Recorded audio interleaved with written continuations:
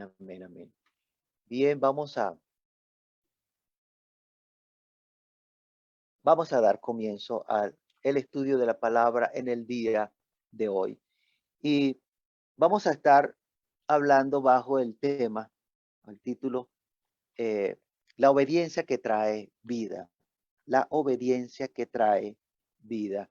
Y yo le invito que abra su Biblia, vaya y busque en su Biblia la porción que está en el libro de Números, capítulo 21 de Números, versículo 9, 5 al 9, perdón, versículos 5 al 9. Y vamos a dar lectura allí a esa porción y a partir de allí vamos a estudiar la palabra de Dios en esta mañana. Libro de Números, capítulo 21, versículo 5 al 9. Dice la palabra de Dios: y habló el pueblo contra Dios y contra Moisés. ¿Por qué nos hiciste subir de Egipto para que muramos en este desierto? Pues no hay pan ni agua, y nuestra alma tiene fastidio de este pan tan liviano.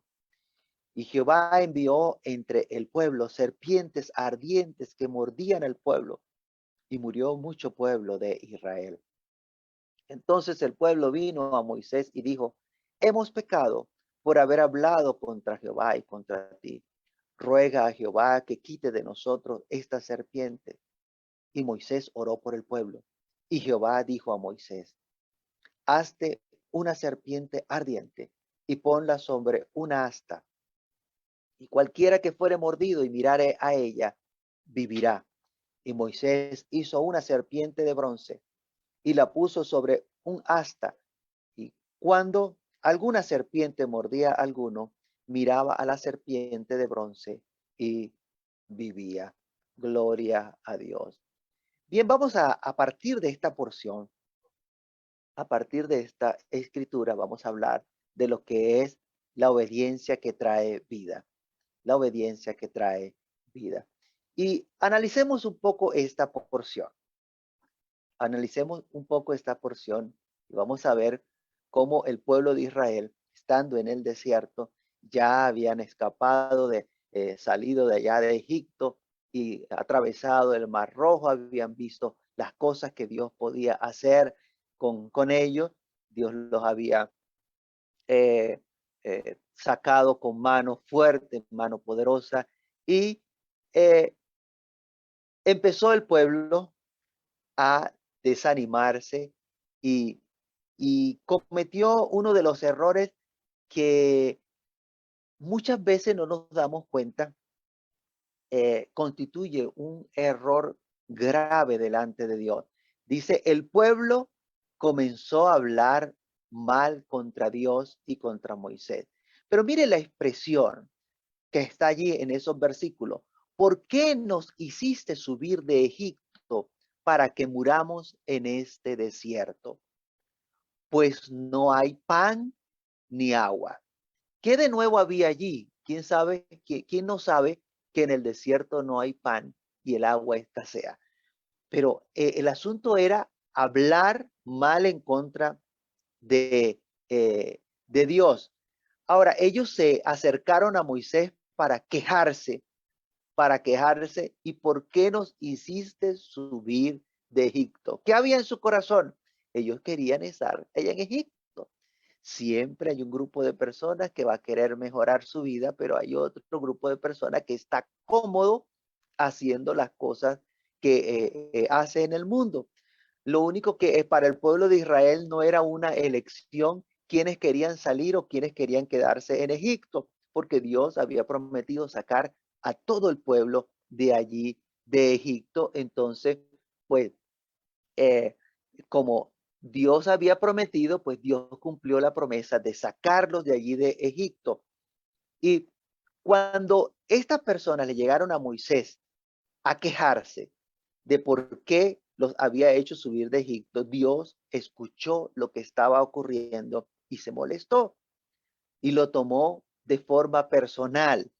¿Por qué? Porque al fin y al cabo era Dios el que los había sacado de Egipto, no era Moisés. Moisés simplemente era un instrumento usado por Dios para Dios mostrar su poder. Pero quien los había sacado de Egipto era Dios. ¿Y quién era el que le estaba dando alimento allí en el desierto? ¿Quién era el que había hecho descender del cielo el maná? No era Moisés. La Biblia aclara bien, deja bien claro que no fue Moisés el que le hizo descender el maná del cielo, sino que Dios había hecho descender eh, maná del cielo. Y aún con todo y que Dios les estaba sustentando con alimento, ellos dijeron, no hay pan ni hay agua. ¿Por qué nos hiciste subir de Egipto para que quedamos en este desierto? Esto es una rebelión contra Dios. Esto es un acto de rebelión contra Dios. Y hay que tener mucho cuidado, pues hablar mal o en contra de Dios es meterse en problema con Dios.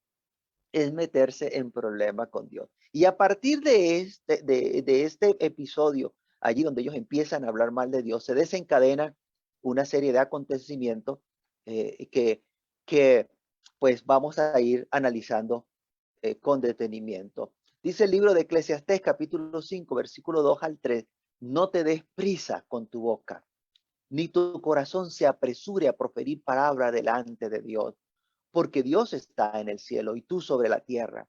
Por lo tanto, sean pocas tus palabras, porque de la mucha ocupación viene el sueño y de la multitud de las palabras, la voz del necio. De la multitud de las palabras, la voz del necio. Entonces, tenga mucho cuidado porque hablar en contra de Dios es un acto de rebelión. Esto se constituye en un acto de rebelión.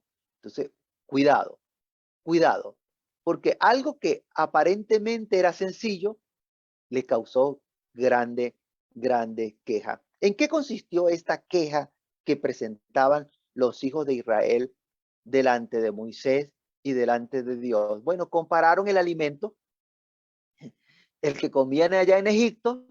En otra porción dice que comíamos el pescado de balde, los puerros y la cebolla. Imagínense,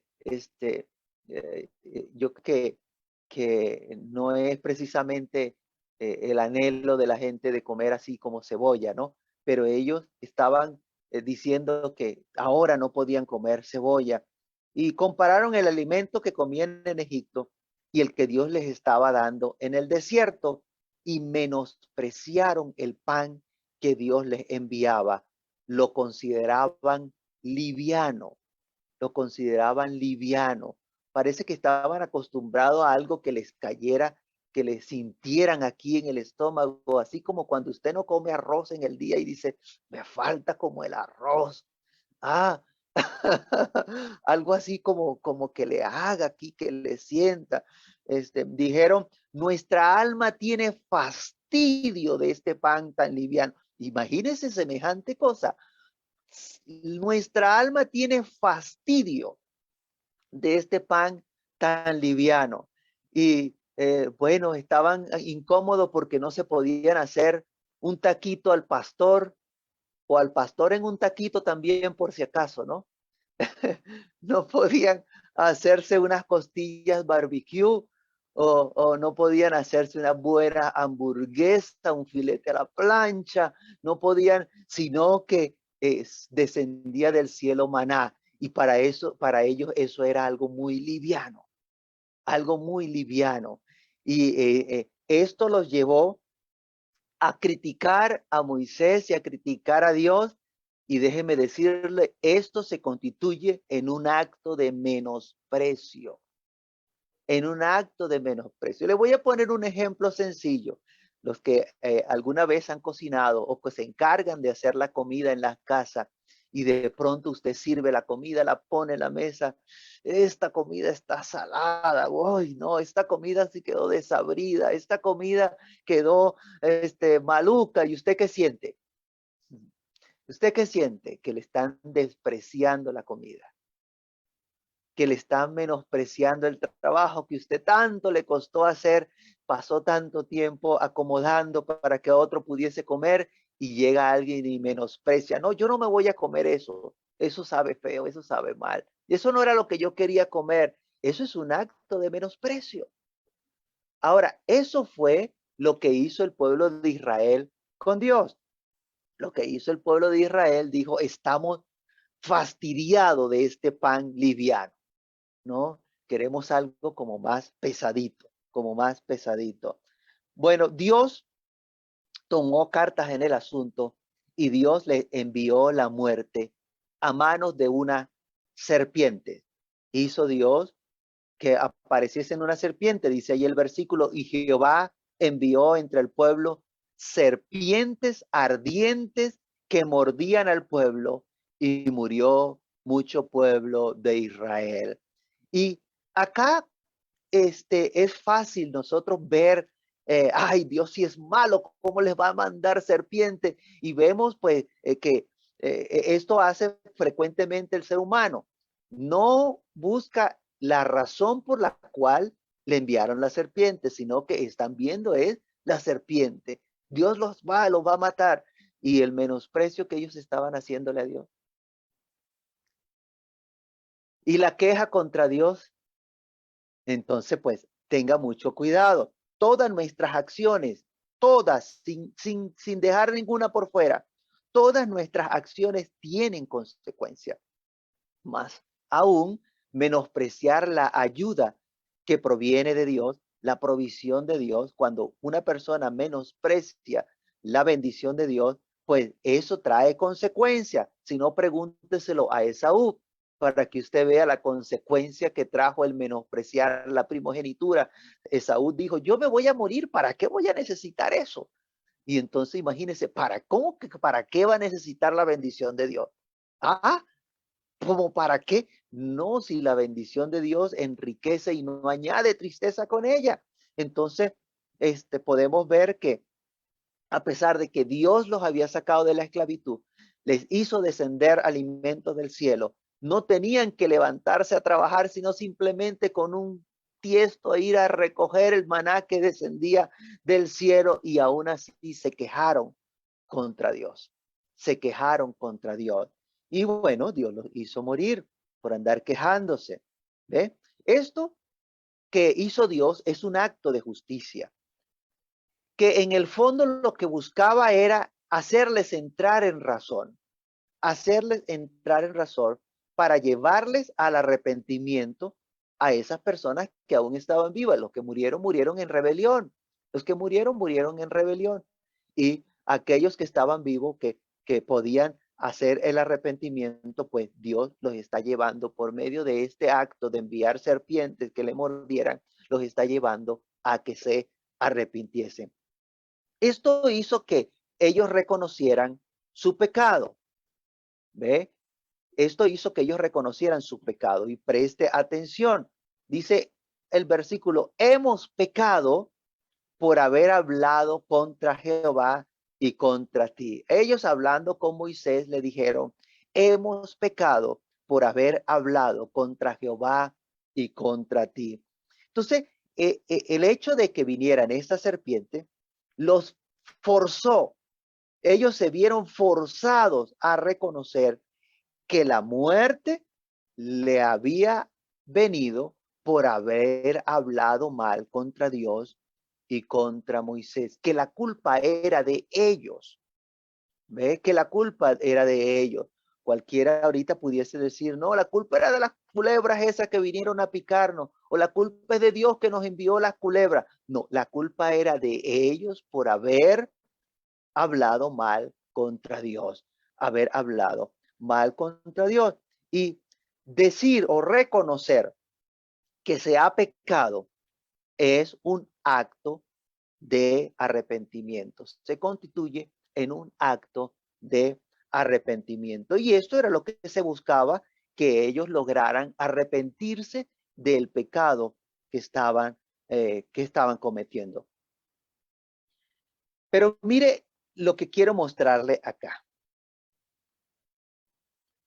Cuando ellos reconocieron que habían pecado, ellos no dijeron, bueno, si te ofendí, perdóname.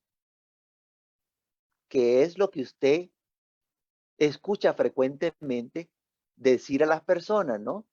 Usted llegó y se puso bravo con alguien, se enojó, y esa persona entonces le dice, si te ofendí, perdona. Él sabe que le ofendió, él sabe en qué le ofendió, pero entonces, no, si te ofendí, perdóname.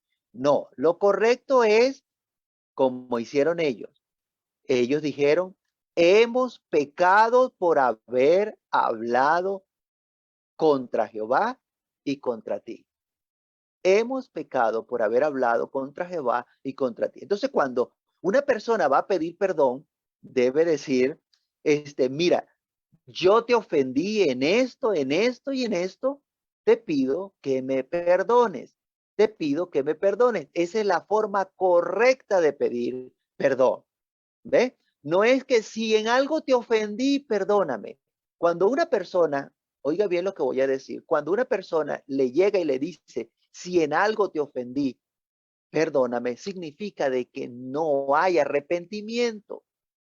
No hay arrepentimiento en esa persona. Simplemente, lo que no quiere es que usted esté molesto, que usted esté bravo, ¿ve?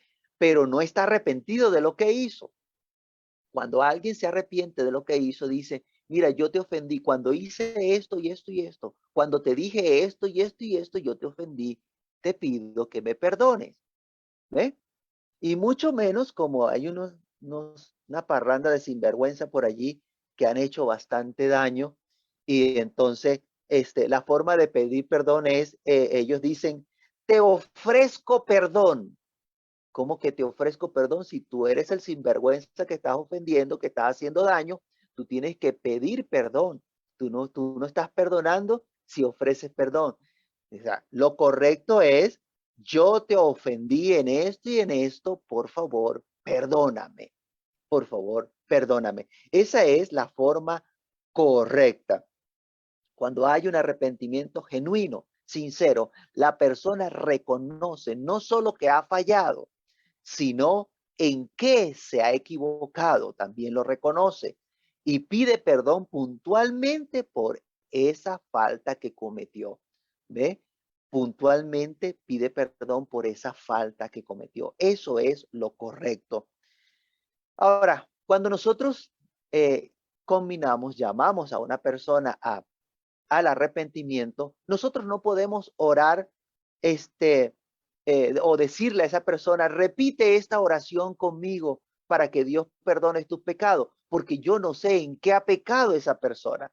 Y entonces hay 4, 5, 10 personas ahí arrodilladas delante del altar y entonces se ponen a repetir, repita conmigo, Señor, confieso que soy un pecador. Confieso que soy un pecador. Me arrepiento de mis pecados. Me arrepiento de mis pecados. Confieso que yo era ladrón y resulta que la mitad de los que están ahí arrodillados no eran ladrón y les toca confesar que eran ladrón porque les están haciendo repetir una oración.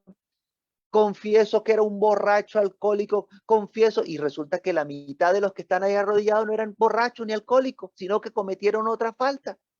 Entonces, por eso es que no se puede hacer ese tipo de oración repetitiva, sino que la persona debe entender que debe reconocer delante de Dios su falta y decirle, Señor, yo te ofendí en esto, en esto, en esto y en esto. Yo hacía esto, perdóname, Señor, no quiero hacerlo más, ayúdame a cambiar. Y eso es lo que es correcto. Orientar a la persona cómo debe orar para que le pida perdón a Dios por sus pecados. Eso es lo correcto. Ahora, cuando eres tú el que peca, cuando soy yo el que peco, no puedo yo mismo o no puede usted mismo dar la solución para poder recibir perdón. No puede usted ser quien da la solución. Vamos a verlo en este ejemplo que estamos tratando. ¿Ve? Dice, el pueblo se le acercó a Moisés. El pueblo se le acercó a Moisés y le dijo, ruega a Jehová que quite de nosotros esta serpiente. Ruega a Jehová que quite de nosotros esta serpiente. O sea, el problema era la serpiente. El problema no era que ellos habían pecado, sino el problema era la serpiente. Y no puede ser que una persona vaya a pedirle a Dios, a decirle a Dios, perdón, ¿cómo es que va a solucionar el problema? No, nosotros tenemos que entender que es Dios el que va a dar la solución y nosotros debemos acatar la solución que Él ha dado. Esto ocurre muy frecuente en la vida del ser humano. Cuando tiene un problema, cuando tiene una enfermedad, sabe que ha fallado, pero está preocupado es de que le quiten la enfermedad. Y mucha gente llega a los caminos del Señor simplemente es porque le incomoda la enfermedad. No le incomoda el pecado que está cometiendo, no le incomoda las faltas que está haciendo, la forma de vida que lleva, sino que le incomoda es esa parte que le causa dolor, que le está causando tristeza, le incomoda la enfermedad, le incomoda el problema, pero no el pecado. Y entonces Dios permite ciertas condiciones, ciertas situaciones en la vida de la persona para que la persona recapacite, entre en razón y se dé cuenta que debe corregir su condición ante Dios. Usted muy pocas veces va a decir, va a escucharle decir a alguien, perdón, usted nunca o pocas veces le va a escuchar decir a alguien, Señor, déjame este aguijón. No me importa que me muera, Señor. Yo quiero la salvación de mi alma. ¿Verdad que no? No importa, Señor, déjame por aquí este tumor que tengo aquí. Me causa dolor, pero no importa. Yo lo que quiero es salvarme. Yo vengo a ti para que me salga y me deje este tumor. No, llegan el Señor, quítame este tumor. Y cuando Dios lo sana, arrancan y se van porque ya recibieron lo que querían. No lo que necesitaban, sino lo que querían.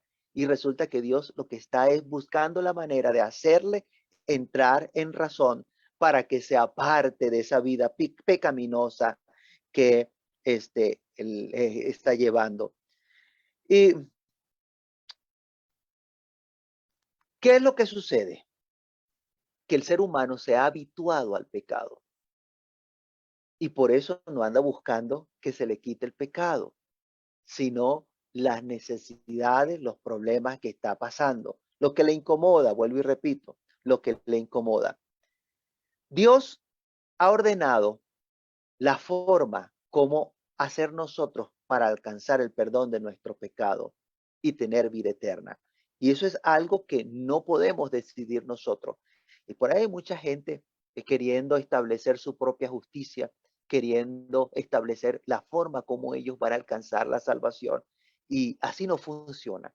Dios ha dispuesto cómo se va a hacer para que alcancemos la vida eterna. En el caso de este que estamos estudiando con la serpiente, la forma como Dios estableció iba a, a, a constituirse en un acto de reconocimiento del otro, este, de que no somos nosotros los que tenemos que poner las condiciones, sino eres tú el que pone la condición.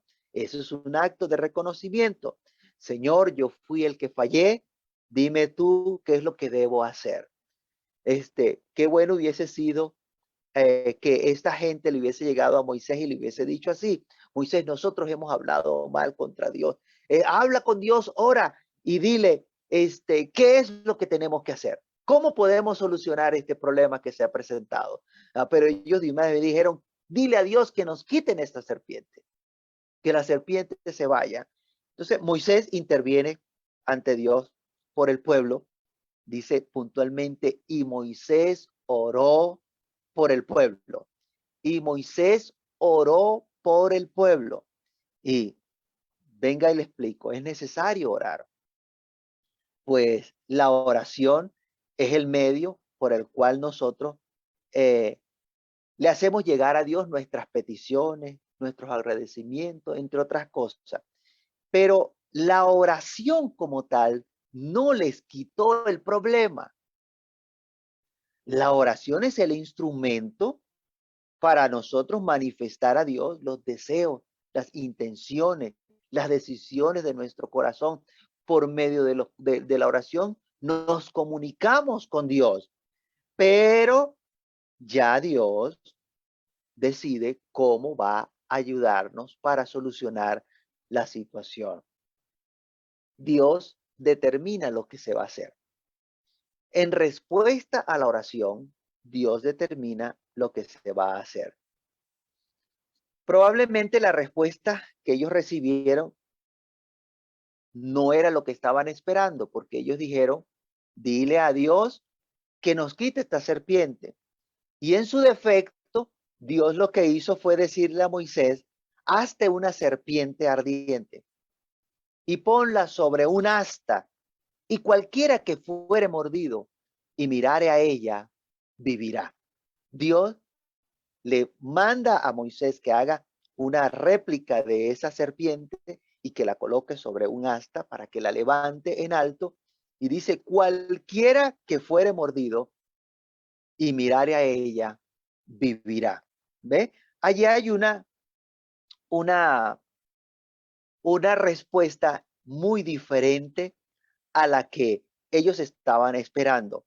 Dios no quitó la serpiente, porque Dios lo que necesitaba, lo que estaba buscando era que ellos hicieran conciencia de la condición en la cual se encontraban. No solamente mordido por la serpiente, no, sino la condición que llevó a que Dios enviara la serpiente y entonces la serpiente les mordiera. Eso es lo que busca Dios con el ser humano, que reconozca la condición en la que se encuentra viviendo. No basta con que habían reconocido que habían pecado. No basta con que le habían pedido a Moisés que rogara a Dios que interviniera. Tampoco bastaba simplemente con que Moisés tallara una serpiente y la levantara ahí en alto, y ya Moisés levantó la serpiente y ya no hacían nada. No, para poder recibir la vida, ellos necesitaban reconocer la culpa, reconocer de dónde venía el problema, que ellos habían hablado mal contra Dios y contra Moisés. Y entonces ellos, al mirar la serpiente que estaba allá subida en el asta, entonces recibían la sanidad de esa mordida que tenían. Mire lo que dice puntualmente: cuando alguna serpiente mordía a alguno, miraba a la serpiente de bronce y vivía. Esto constituye un acto de obediencia a lo establecido por Dios, un acto de obediencia a lo que Dios ha establecido. Y eso es lo que Dios está esperando de cada uno de nosotros, un acto de obediencia. No era Moisés el que le iba a salvar de la muerte. Tampoco hoy no es el pastor el que le va a salvar de la muerte, ni algún profeta o algún apóstol quien pueda salvarle. Yo no puedo salvarle a usted. Simplemente estoy para ayudarle a conocer lo que usted debe saber.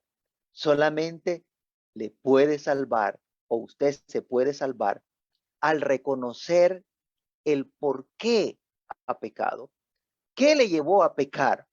Cuando una persona nace, esa persona nace pues de una manera limpia, una persona nace sin maldad, pero en la medida que va creciendo, va tomando la decisión de pecar, va tomando la decisión de hacer las cosas malas. ¿Qué le lleva a actuar de esa manera? Bueno, le pregunto, ¿por qué a un niño le pega a la mamá? ¿Por qué un niño le pega al papá? Lo usual es que sea al revés, ¿no? Cuando el papá o la mamá va a corregir al niño, porque está haciendo algo malo, el papá le agarra y lo hace entrar en razón, y aunque sea con uno bien dado. ¡Pra! Y, okay. Pero, ¿usted ha visto lo contrario también? Que a un niño le pega a la mamá o que el niño le pega al papá. ¿Por qué? ¿Acaso eso no es malo? Claro que es malo, pero ¿por qué lo hace? Porque siente rabia y el niño le dice a la mamá, te odio. Entonces, ¿qué lo lleva a pegarle a la mamá? el odio, el rencor que hay en su vida, el desprecio, el hastío, y eso se va perpetuando con el tiempo. Con el tiempo, entonces una persona que va creciendo con ese rencor hacia la autoridad, ese rencor hacia a todo aquel que quiera decirle el límite hasta dónde puede llegar, entonces yo le tengo rabia y se enfrenta a la policía y se enfrenta a la norma y se enfrenta a la sociedad porque yo quiero vivir es como yo quiero y yo quiero aquello y voy y me lo robo y espero. ¿Qué hay detrás de esa acción de robar? El odio, el desprecio, el rencor que siente esta persona hacia los demás. Incluso si ve que a alguien le va bien, le está yendo bien, entonces a mí me da rabia que a él le vaya bien y a mí no me va bien, entonces yo voy y lo robo, lo golpeo, le hago daño porque yo siento rabia por esa persona. ¿Qué le llevó a pecar? La rabia que lleva por dentro. Mire, si hablamos de infidelidad, ¿qué lleva a tantas personas a ser infiel? Lamentablemente, la inmadurez que hay en su cabeza. Ah, me pegaste los cachos, ahora yo voy y también pego los cachos porque tú me fuiste infiel. ¿Qué está haciendo allí? Ellos dicen una venganza, nos estamos vengando. Eso no es venganza, deja la bobada. Eso no es venganza. Quiérete un poco. Entonces, ese sentimiento de rabia que tiene adentro lo lleva o lleva a esa persona a la prostitución, lleva a esa persona a hacer cuantas cosas malas hay, a robar, a matar, porque es que a mí me lo hicieron, entonces yo lo hago. O personas que crecieron siendo abusadas por sus padres o algún familiar, entonces crecen con ese rencor porque a mí me violaron, porque a mí me hicieron, entonces ahora yo voy a hacerle daño a todo el que pueda. Ahora yo voy como aquella mujer se metió en mi matrimonio y me lo destruyó, entonces ahora yo voy a meterme y voy a romper todo matrimonio cuanto encuentre. Mire, ¿a dónde va el origen del problema? Así como estamos hablando de que el origen de que apareciera esta serpiente que le causaba muerte, el origen estaba en esa rabia, ese resentimiento hacia Dios. ¿Cuántos quizás no querían salir de Egipto, pero Moisés dijo, vamos, es hora de salir, nos vamos? Y ellos no querían irse de allí, estaban cómodos. Y entonces tenían una rabia, un resentimiento. Incluso Moisés llegó, subió 40 días allá en el monte y como tenían 40 días que no lo veían, no, ese Moisés ya se murió, quién sabe qué le habrá pasado. Vamos a hacer unos dioses que vayan delante de nosotros. Pero porque dentro de ellos un resentimiento. Y eso es una de las cosas que hay que arreglar para poder recibir el perdón de parte de Dios. Si usted no ha resuelto ese problema que tiene, esa razón que le lleva a hacer lo malo, no basta con que le haya pedido perdón a Dios. Usted tiene que reconocer puntualmente, Señor, yo hice esto y esto y esto porque me sentía así, sentía rabia, sentía odio por esto, no estuve de acuerdo con esto que pasó, Señor. En verdad yo no quiero seguir haciéndolo. Ayúdame a perdonar, ayúdame a salir de esta situación, cámbiame, transfórmame, hazme una nueva criatura. Y eso es lo que da solución al problema del ser humano. De nada vale que usted y yo lleguemos a los caminos del Señor y permanezcamos con ese resentimiento que traíamos del mundo. De nada vale que no nos hayamos arrepentido de corazón.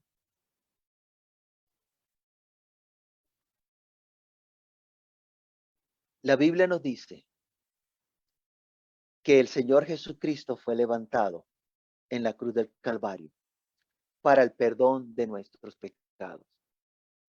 Y se necesita un acto de obediencia a Dios para poder poner nuestra confianza en Dios y en el Señor Jesucristo. Dios estableció una forma de alcanzar la salvación, la vida eterna en nuestros días. Y de la manera que no quitó las serpientes allá en el desierto, sino que dio la opción cómo salir.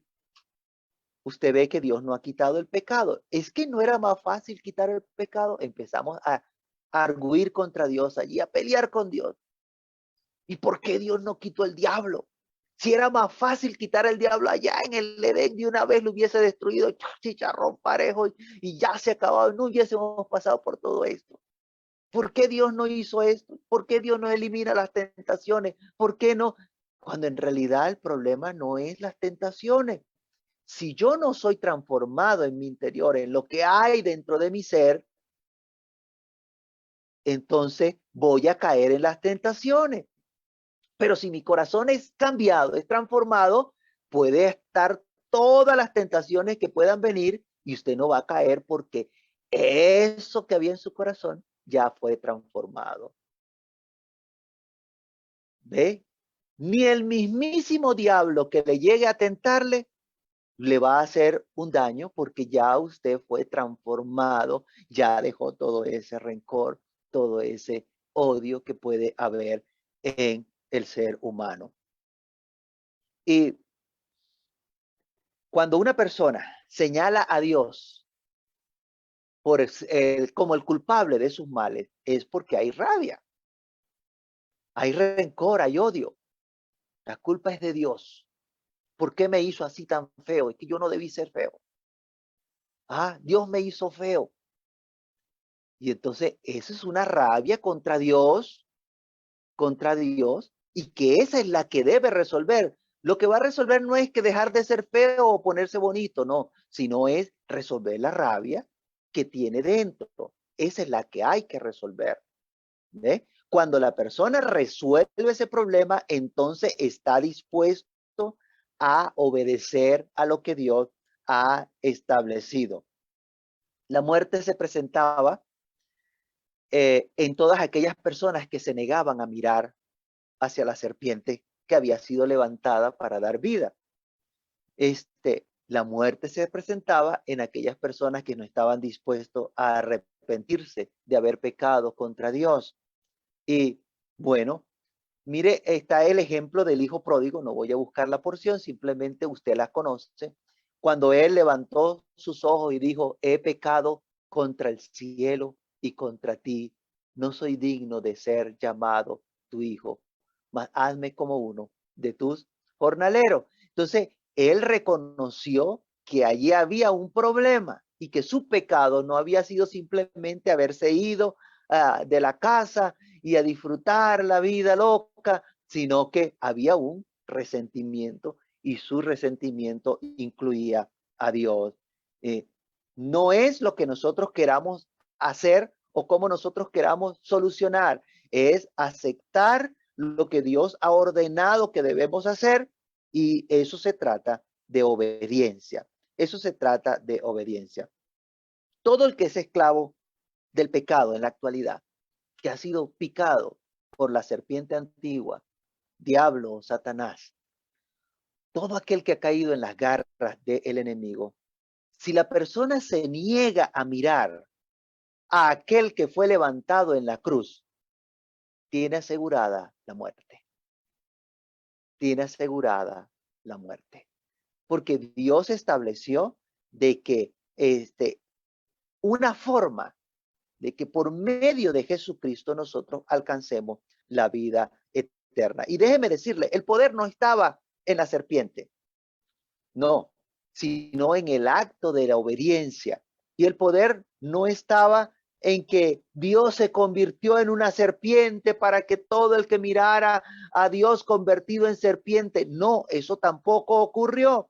Se trataba de obedecer a lo que Dios había establecido. Moisés no estaba para salvarlo de la muerte. Debían hacer lo que Dios dijo que hicieran. Ay, Moisés, eso es mucho problema, mirar allá la serpiente, ora tú, pon tu mano sobre nosotros para que sea. No, es el acto de obediencia, el acto de obediencia. Lo que Dios ha establecido, eso se debe hacer. Dice el libro de San Juan, capítulo 3, versículo 14 al 21. San Juan, capítulo 3, versículo 14 al 21. Y como Moisés levantó la serpiente en el desierto. Oiga bien lo que dice. Y como Moisés levantó la serpiente en el desierto, así es necesario que el Hijo del Hombre sea levantado, para que todo aquel que en él cree no se pierda, mas tenga vida eterna. Porque de tal manera amó Dios al mundo que ha dado a su Hijo unigénito, para que todo aquel que en él cree no se pierda, mas tenga vida eterna. Porque no envió Dios a su Hijo al mundo para condenar al mundo, sino para que el mundo sea salvo por él. El que en él cree no es condenado, pero el que no cree ya ha sido condenado porque no ha creído en el nombre del unigénito Hijo de Dios. Y esta es la condenación, que la luz vino al mundo y los hombres amaron más las tinieblas que la luz, porque sus obras eran malas. Porque todo aquel que hace lo malo aborrece la luz y no viene a la luz para que sus obras no sean reprendidas, mas el que practica la verdad viene a la luz para que sea manifiesto que sus obras son hechas en Dios. De la misma manera como fue Dios el que determinó que esa serpiente debía ser levantada en un asta para que todo el que mirase la serpiente no muriese, de la misma manera dice la palabra de Dios que el Hijo del Hombre, el Señor Jesucristo, era necesario que fuese levantado allí en la cruz del Calvario para que todo aquel que crea en Jesucristo no se pierda y tenga vida eterna. De la misma manera que fue Dios quien mandó a levantar la serpiente, de la misma manera fue Dios el que dispuso que su Hijo fuese levantado. No es que Dios se montó allí en la cruz, no es que Dios se bajó del cielo y se convirtió en un hombre. No, Dios se proveyó de un cordero para que fuese levantado y derramase su sangre para que por medio de ese sacrificio nosotros hoy obtengamos salvación y vida eterna. Y esto es lo que Dios ha establecido, que no solamente nosotros creamos en Dios, sino que creamos también en el Señor Jesucristo. Dice la palabra de Dios, no se turbe vuestro corazón, creéis en Dios, cree también en mí. Y es necesario creer en ese que Dios envió para que fuese levantado en la cruz del Calvario. Tú que estás moribundo, medio muerto o muerto entero en delitos y pecados, obedece lo que Dios ha establecido para librarte de la muerte y darte vida eterna. Y de la muerte que estoy hablando no es esta muerte del cuerpo físico. Este cuerpo está destinado a convertirse en polvo, sino de la muerte segunda, de esa sentencia que viene por causa del pecado. El alma que pecare, esa morirá. El alma que pecare, esa morirá. Y esa sentencia va a ser dictada en el día del juicio, allá al final de los tiempos, cuando seamos levantados, los que estén muertos sean levantados y los que estén vivos sean transformados para presentarse ante el tribunal y ser allí juzgado por sus obras. Por todo lo que ha hecho, va a ser juzgado. Allí se dictará dos sentencias, o vida o muerte, o vida o muerte. Esa es la sentencia, y aquellas personas que acepten, que reconozcan la provisión de Dios, que hacen lo que Dios ha pedido, personas recibirán la vida eterna. Y todo aquel que ha rechazado la provisión de Dios, que ha puesto a Jesucristo a un lado, que no ha aceptado mirar hacia ese que murió en la cruz del Calvario, pues esa persona obtendrá la muerte de su alma, la muerte de su alma. Dice el libro de Efesios capítulo 2, versículo 1 al 7. Efesios capítulo 2, versículo 1 al 7. Y él os dio vida a vosotros cuando estabais muertos en vuestros delitos y pecados, en los cuales anduvisteis en otro tiempo, siguiendo la corriente de este mundo, conforme al príncipe de la potestad del aire, el espíritu que ahora opera en los hijos de desobediencia, entre los cuales también todos nosotros vivimos en otro tiempo en los deseos de nuestra carne, haciendo la voluntad de la carne y de los pensamientos, y éramos por naturaleza hijos de ira, lo mismo que los demás. Pero Dios, que es rico en misericordia, Dios que es rico en misericordia, Dios que es rico en misericordia, por su gran amor con que nos amó, aun estando nosotros muertos en pecado, nos dio vida juntamente con Cristo. Por gracia sois salvos. Y juntamente con Él nos resucitó y asimismo nos hizo sentar en los lugares celestiales con Cristo Jesús, para mostrar en los siglos venideros las abundantes riquezas de su gracia, para mostrar en los siglos venideros las abundantes riquezas de su gracia en su bondad para con nosotros en Cristo Jesús.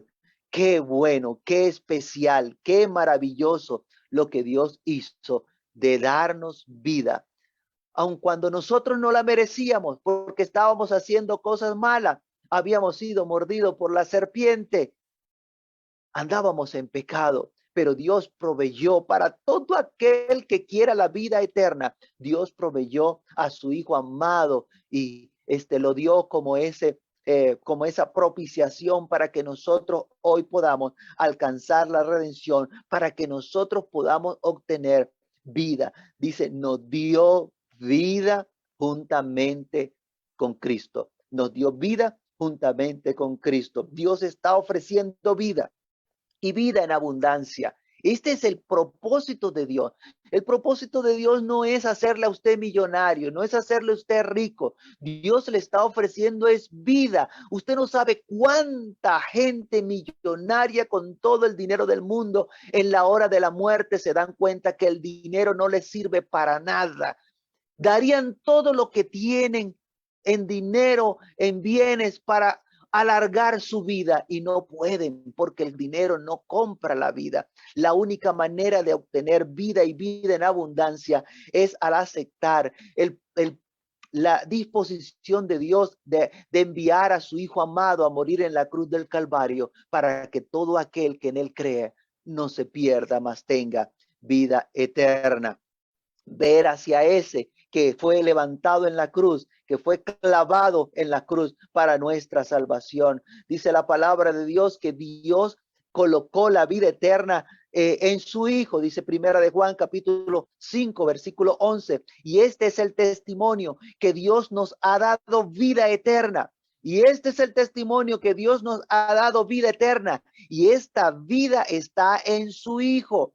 El que tiene al Hijo tiene la vida. El que no tiene al Hijo no tiene la vida. Esta es la disposición de Dios, que es a través de creer en Jesucristo, su amado Hijo, que nosotros podamos ser beneficiarios de la vida eterna. El que niegue al Hijo, pues no tiene la vida.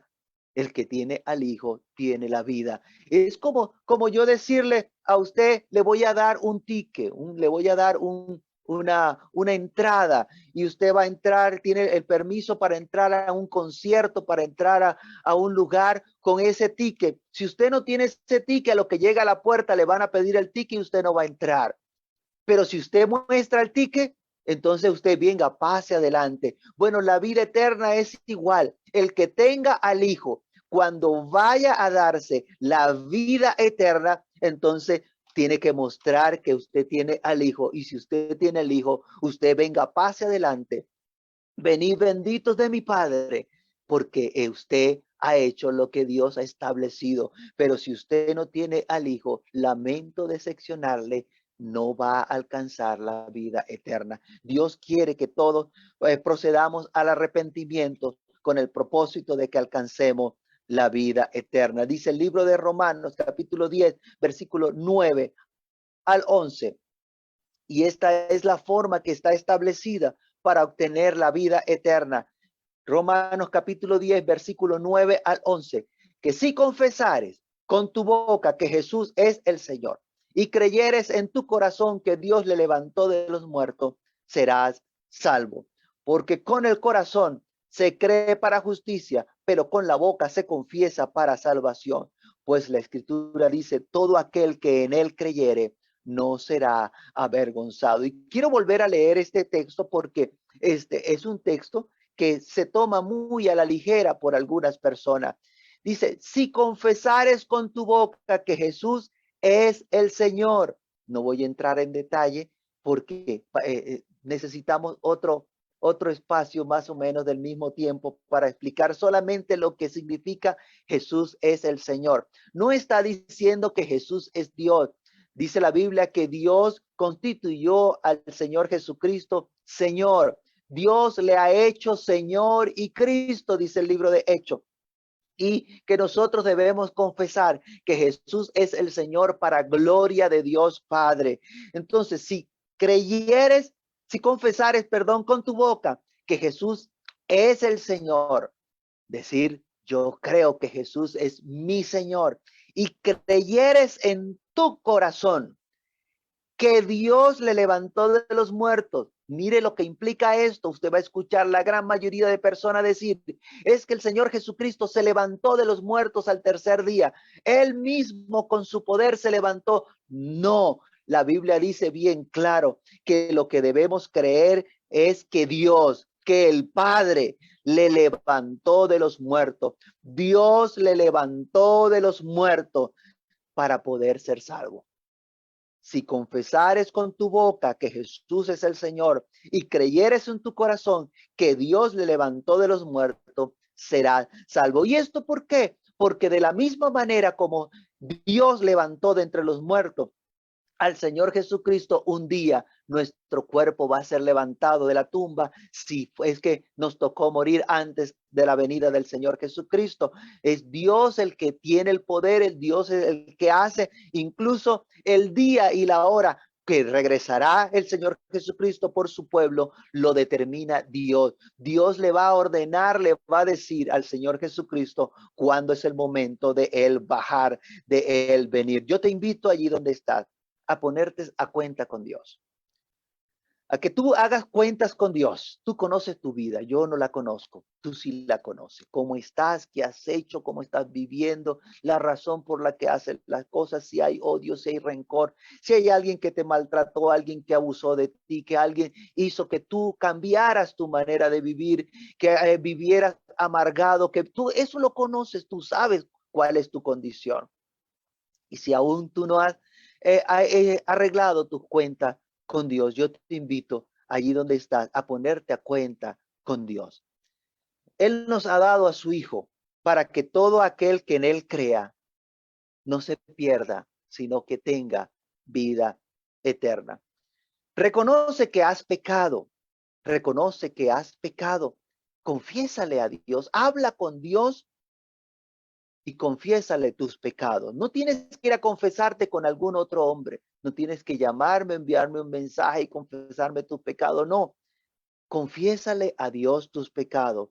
Pídele perdón. Dile, yo fallé, hice esto, esto y esto. Esto estaba mal. Perdóname, Señor. Acepta que Jesucristo, que Jesús el Cristo murió en la cruz del Calvario, derramó su sangre preciosa para el perdón de tus pecados. Reconócele como Señor para gloria de Dios Padre. Y entonces Dios escribirá tu nombre en el libro de la vida. Esto no necesitas hacerlo de una manera, pues, aparatosa. Si no estás en una iglesia en este momento, tú puedes allí en tu casa arrodillarte y puedes hablar con Dios y puedes pedirle perdón y Dios va a escucharte y Dios va a hacer una obra en tu vida.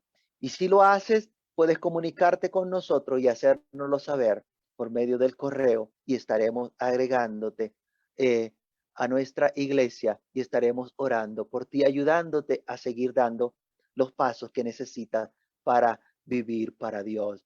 Entonces, pues, la invitación está abierta para aquel que quiera aceptar la provisión de Dios. Vamos a orar.